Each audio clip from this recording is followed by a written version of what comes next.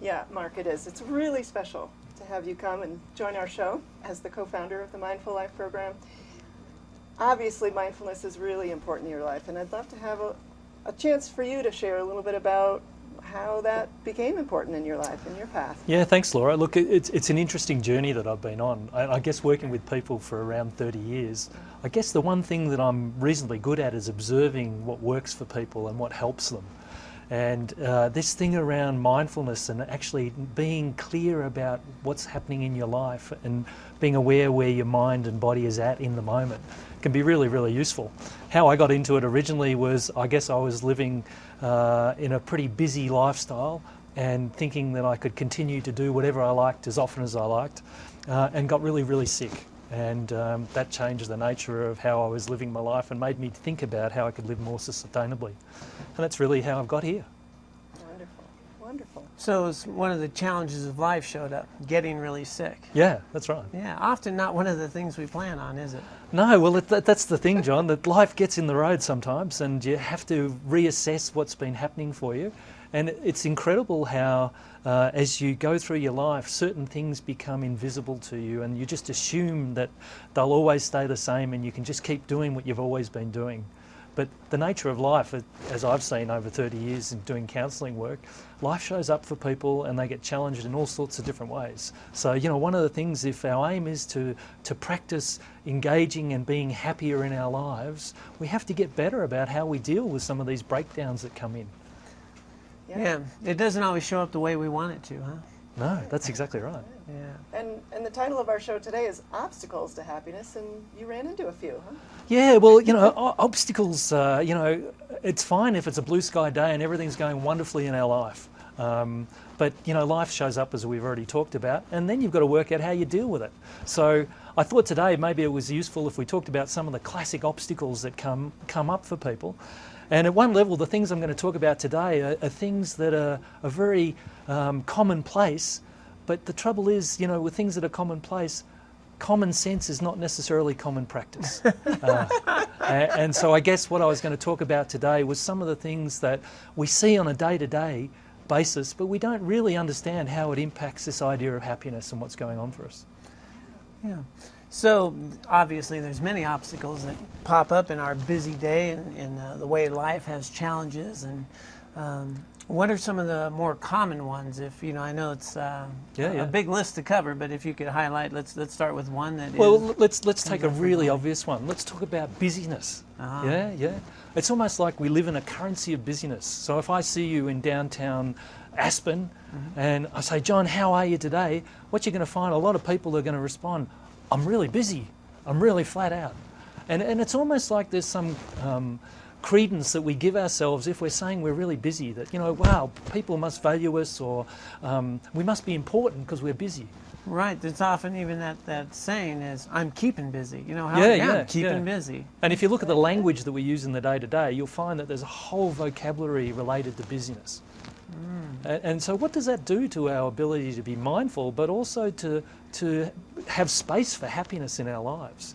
There's some really interesting research by a fellow by the name of Richie Davidson, and I think you've talked about Richie once before, Laura.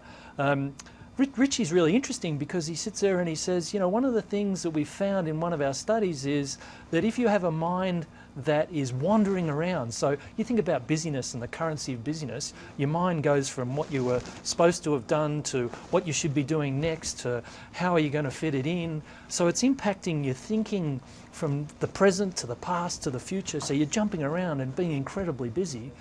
This wandering mind actually impacts happiness. So what his research actually found is that the more wandering your mind is, the more that you're not paying attention to the present moment, the less happier you feel. So you could really, I think a lot of us can identify how that mind is constantly checking on what do I need to do, what's left undone, those undone items too as well. Yeah, and you think about how that shows up. So that you've done your work day and you've gone home and you're sitting at home with your family or your friends and you're thinking, wow, this is my time. I'll be able to sit down and you know, take it easy and have a bit of a rest. But that mind's doing that stuff again. It's sitting there still thinking about all those things that you were busy with and thinking about how busy you're going to be tomorrow. So one of the practices that's really, really useful is being able to practice the other way, stopping your mind from jumping forward and backwards and all around to actually just paying attention right to the present moment. So as I drove into Aspen today, I was looking at the beautiful trees along your main streets and the amazing mountains. And we really don't have anything quite similar to that in Australia. So, you know, it really very impactful to me. But one of the things about noticing what's going on in the present moment, we actually stop that jumping around from the past and into the future and just keep it right there. And it's really amazing that one of the things that we find when we do that, of just thinking about being in the present moment, our bodies and our minds calm down, and at some level happiness begins to pop up. This happiness from within, which I think you were talking about in one of your earlier episodes. Mm-hmm. Well, how do things get done, though, if I stop thinking about them? Well, you know, I think part of it is being able to practice both, John. So, you know, part of this is not sitting there and saying, let's live in cloud cuckoo land and pretend that, you know, there's not things to be done in our lives. Sure, there always is. But if we let our minds dictate our thoughts, so our thoughts think us rather than we think our thoughts, what's going to happen is that'll become the habit. Yeah? And as you probably covered in earlier programs, when our minds develop a habit, our brains actually wire themselves to do that more efficiently and effectively. So we're really developing our brain neurological structure to do that more efficiently and more effectively. And Mark, there's been some recent comments about multitasking and the downsides of that. In fact, and recently I was with someone who said, yeah, I mean, I always thought multitasking was such a good thing. In fact, I used to have it on my resume, that I was good at multitasking. Can you talk about Yeah, well, look, probably the best way I can describe multitasking is to talk about one of my clients who came to see me, who was a lovely lady in her 50s. And she was one of these people who was very passionate and committed, but she had a list in her head that went from the moment she woke up to the moment she went to bed. And she would jump from one thing to the other. So she would describe to me how, you know, she would get up in the morning and think about making the beds and start that, and then she'd get distracted by stacking the dishwasher, and then she'd think about the other things that had to be done. So she would start things and never finish them, and she was constantly in her head thinking about what she hadn't finished and what she had to do next. This caused her a lot of anxiety and stress in her life, and she really said, look, I don't feel very purposeful, and I don't feel very happy. So one of the things that we practiced together was this thing around, okay, forget this multitasking idea, because actually it's not efficient, because you're actually not getting things done and completed, and you're actually spending a whole lot of time with your mind wandering around all the things you might have done. So what she began to practice was actually really focusing her attention on the present moment and getting that task completed. And what we found is that she was even more efficient, more purposeful, so she actually felt she completed things. And it's funny, you know, that if we're purposeful and we feel that we've achieved something, do you think this happiness stuff might show up a little bit? That you get some sense of joy out of it? Yeah. Think about the times in your lives when you've completed something that's been significant in your life, or even something small that's just been hanging around for a while. What a difference that makes. So I think there's a practice there around, okay, let's drop the multitasking bit. Let's actually focus our attention. Yeah? Let's really pay attention and focus it in there and complete what we're doing. And what we'll find probably is that one, we'll get it done more efficiently. Two, we'll feel more purposeful. And probably a sense of worth and confidence and a little bit of the happiness stuff will start popping up. Yeah, that makes a lot of sense. I mean, there's quite a bit of joy in putting a check off in a list and a release that's done. Some of the training that I'd received in my monastic days was a monk who said basically he did not do anything. He did not start a task unless he felt he could finish it. Now, so if he was letters, he wouldn't open letters until he had time to respond to a letter. Yeah, what a lovely concept. Yeah, and then he got them done. And I think about how often we just stack those piles of things to do, and then those seem to keep dragging our attention of that endless to-do list. So it seems so I think, you know, if we can consciously pay attention and try and jump out of this busyness stuff, what we'll find is that we'll start developing habits that are a bit more sustainable, and it leaves us more space to be able to pay attention to what's happening for us and the people we're engaging with, and actually notice the things that actually make us feel good, create well-being and happiness. And Mark, do you think it has anything too to do with noticing our language? You mentioned there's a whole language around busyness. Do you think if we start to notice how often we're describing our life as very busy and stuff, that we can shift that, and that there might be an impact just in that way as well? Yeah. Well, just think about if you change your language from busyness, and you might sit there and say to somebody, yeah, look, I'm really mindfully engaged in what I'm doing right now. Yeah. Wow, what a difference that might be. You know what? You can imagine their curiosity Right. by just the words you've used. Yeah. So they'll be asking you a little bit more about it. Yeah. But it changes the dynamic. You know, Yeah. it changes that whole currency of busyness. And I think, you know, one of the projects I'm working on in Australia in the moment is with a fairly large finance accountancy firm. And one of the first things we're practicing is moving from busyness to productive action. Yeah, because everybody in the business is busy. But what they say is that, hey, they don't enjoy busyness. They're not productive when they're busy. They make mistakes when they're busy. And guess what? It's unsustainable. Yeah. I certainly can relate to that in past work that I did in the sustainability field, sitting in a meeting and, you know, trying to pay attention to the meeting itself, but knowing that there's so much to do, and multitasking, being maybe on my laptop or other things. And I would notice that it's stressful. It really adds a lot of stress. And you don't actually do anything very well. You think you're getting a few things done more than you might have, but none of it's getting done well, and you certainly had this sense of stress. And I made a conscious shift, set an intention to really not do that anymore, and what a difference. I really can be present, enjoy what I'm doing in the meeting, engage more, and those other things, you know, are more easily done afterwards. Yeah. And a lot less stressful. Yeah. And, you know, I think the important thing to emphasise here is this is a practice. Yeah. Yeah, so some days we'll do a really good job, and other days we'll sit there and go, well, there's room for improvement. Sure. That's okay. Yeah. Yeah, this thing we Yeah. call life is a Yeah. practice. Yeah, this whole conversation kind of brings me to, I believe it's an Emerson quote, it's not enough to be busy. Even the answer, busy. The important thing is, what are we busy about? Yeah. So that, you know, again, I think when you were talking about the purposeful busyness.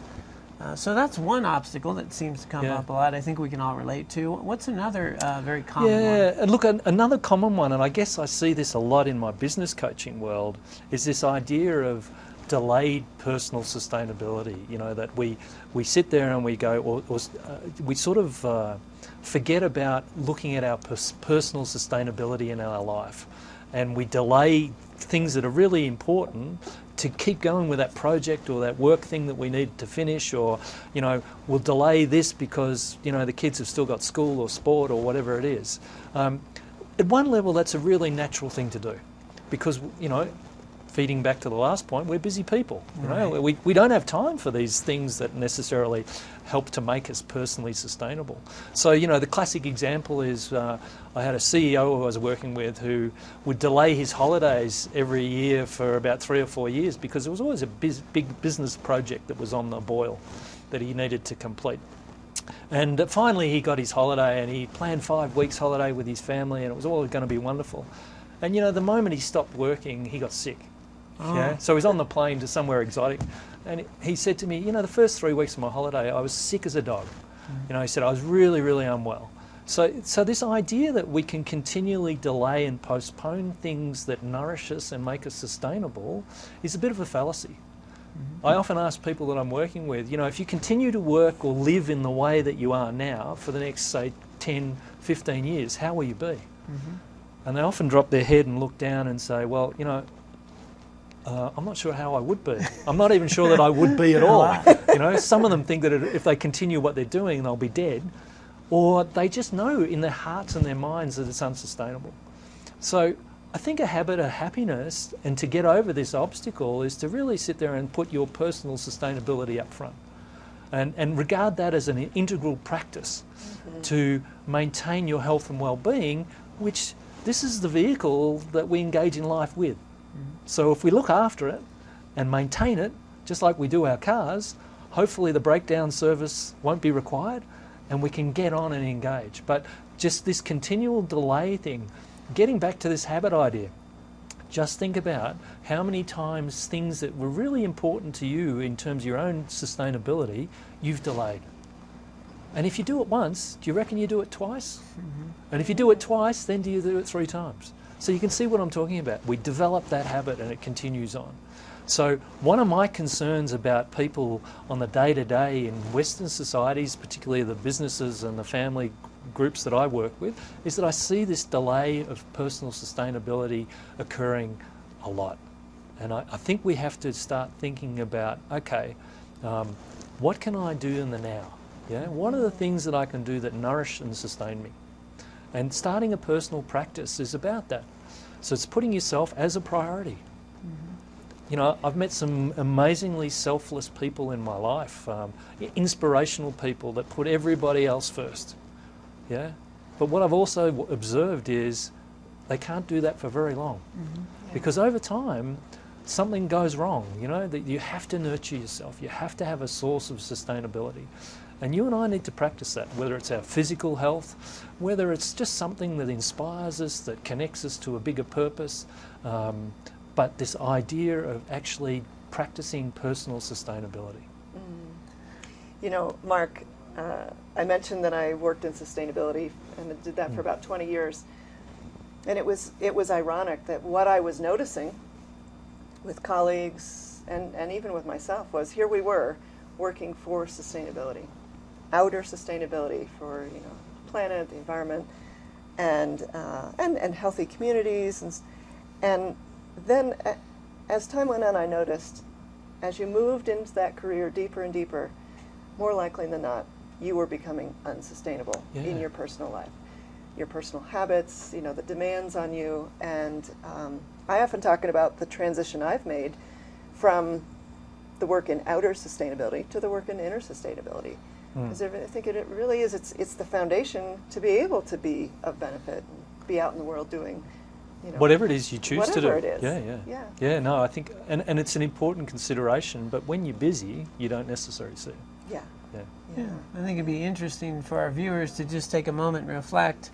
I know as you brought up the idea of someone putting off that sustainability when they finally get their vacation, how drained they are at the start. I know that I personally have had those experiences where you've had a stretch where you're going and doing, and then that stretch comes to an end. And you can't do anything. You're ill. Illness often comes up at that point of time, and you know, it'd be interesting to see if our. I'm reminded of a client I saw many years ago who was a high-performance businessman who was in Australia signing off a deal for a multi-million-dollar contract, and he ended up in a cardiac coronary care unit after a major heart attack at about age 35. And I got sent to see him because he kept on wanting to check himself out of the hospital. And the doctors were saying to him, hey man, you're really sick, you're going to have to do something. And so I went to see him and I said, what would it take to get you to stay here? And he said, I can't stay here, I've got to go. I've got this multi-million-dollar deal, it's, you know. And I said, well, these guys over here with the stethoscopes and the white coats are telling me that you're really not well and you could be dead. And he said, well, it's a risk I'm prepared to take, you know, I want to get this thing done. And so, long story short, I negotiated with him what it would take to get him to stay. So he had lots of money, so he had a PA that I hired, he had a fax machine, which was, you can tell how many years I'm going back, and we managed to get him a portable phone, which in those days was about this big, but you know, he did the deal, he stayed in the coronary care unit, he had a heart valve operation, and you know, he's alive today. But isn't it interesting around how severe we can get when, like, I have to do this, you know? And see, these sort of examples that I've come across in my many years of doing this sort of work, they stick in your mind. You sit there and say, how do people get to that space? You know, how long, this guy's 35, how long did it take him to get to this point where he's prepared to sacrifice his life as opposed 35. to... Yeah, 35 already need, wow. Yeah, so, Yeah, so I know we're going to bring up another obstacle, but I was just reflecting on in a previous story you were talking about having a deal on the boil. And I love these, the differences as we've got together between Australia and the USA. So we'd probably say on the burner. On the burner? Yeah, we're having it on the boil. On the boil, yeah. Or in the pipeline. Or in the pipeline. Pipeline. Pipeline's We'll use the that same? one. Yeah, Yeah, okay, that'd be right. one. Yeah, every now and then these come up and they're fun to Well, we may be able to get some subtitles on this program translating from Australian Yeah, to Yeah, American. well, we did joke that we'd bring in a translator for you. Yeah, good. Okay, so let's see. I think we still have some time to bring up another obstacle. Yeah, well, look, What's one of another the other ones that I see a lot is this idea of trying to make certainty out of things that are uncertain. Ah, yeah. Yeah, so that, this idea of that I'm in control of my life and I know what I'm doing, and we know that in terms of a psychological point of view, human beings tend to like to create certainty. They like to create order, and and control. This idea of I'm in control of my life. Yet a lot of them are mental projections. So, one of the things about this is that we need to be able to sit there and go, things in life are messy and they can change at any time. So this idea that we're actually in control the whole time is probably not all that useful, because when things go wrong, what we're left with is I'm out of control. And do you think that helps you to feel happy and grounded and well?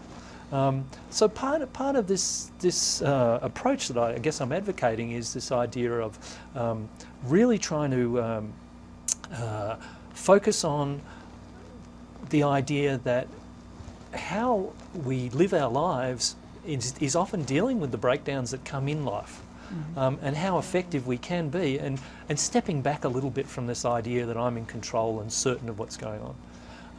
I had a business case with a fellow years ago, and he sort of indicated to me, he said to the business group that I was working with, by all means do your very best, but never judge yourself by the outcome.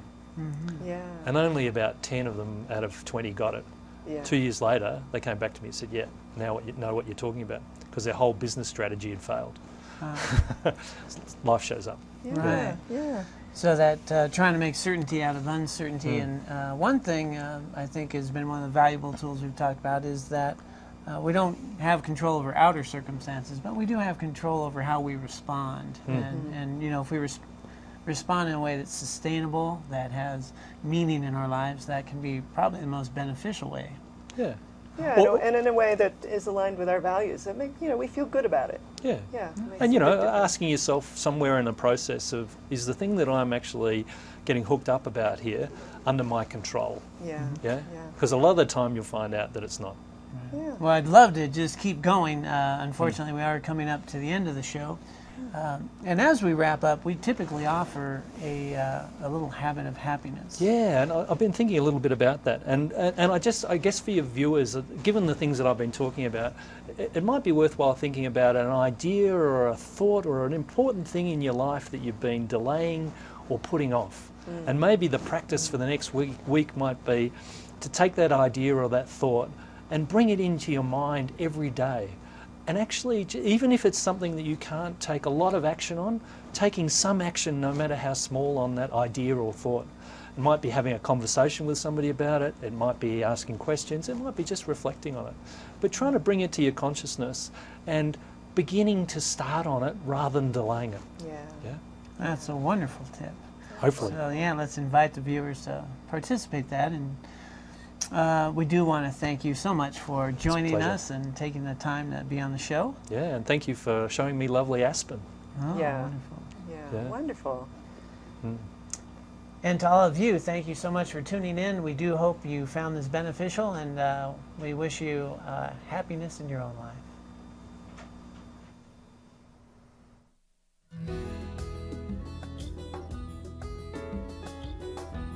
Habits of Happiness is sponsored and hosted by the Mindful Life program. The Mindful Life program helps people engage in life in healthy and meaningful ways, reducing stress while cultivating genuine happiness. They offer programs locally, internationally, and online. More information at www.mindfullifeprogram.org or 970-633-0163. Habits of Happiness is also sponsored by Paradise Bakery, located in the heart of Aspen on the corner of Galena and Cooper. A favorite hangout since 1981. Famous for fresh-baked cookies and muffins, serving homemade Italian-style ice cream, lattes, and fine coffees. Open daily from 6:30 a.m. to 11 p.m.